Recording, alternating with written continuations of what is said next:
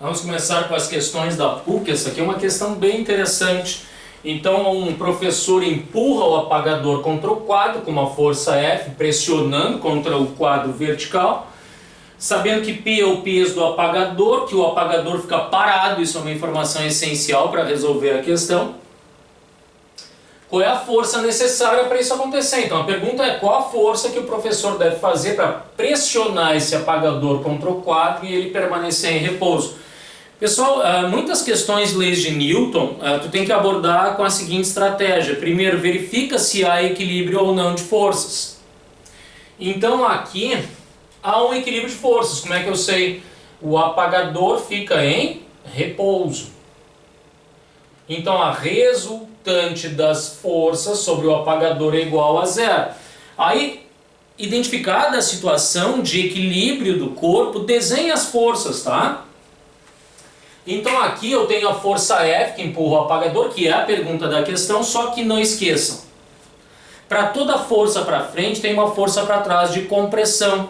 Na realidade, essa compressão ela é uma força igual a que vem de volta, que é a força normal. Tu empurra a parede para frente, ela te empurra para trás, compressão para um lado, compressão para o outro. Então, na verdade, eles estão perguntando a força normal. Então, para permanecer em repouso, a normal é igual à força F, que é a pergunta da questão.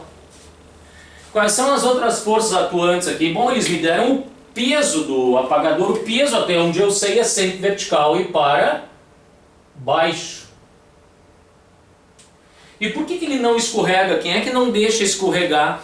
As irregularidades das superfícies em contato que geram, contra a tendência de movimento de cair, uma força de atrito. Olha o atrito lá para cima, contrário à tendência de cair.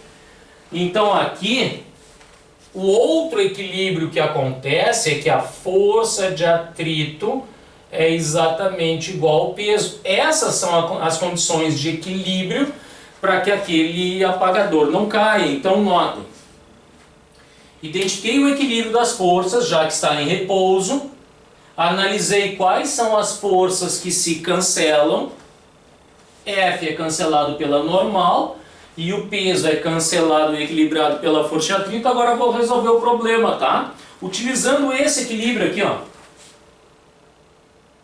Não esquecendo que eles querem a força F ou normal, a força de compressão do professor contra o apagador ou do apagador contra o quadro, tá? Utilizando este equilíbrio aqui, FA igual a P, eu resolvo a questão. Notem que as respostas estão em função de P. Então abre ali a força de atrito, níveis a normal é igual ao peso. Essa é uma questão clássica de física, tá? Ou, se eu quiser, 0,2 vezes F é igual ao peso.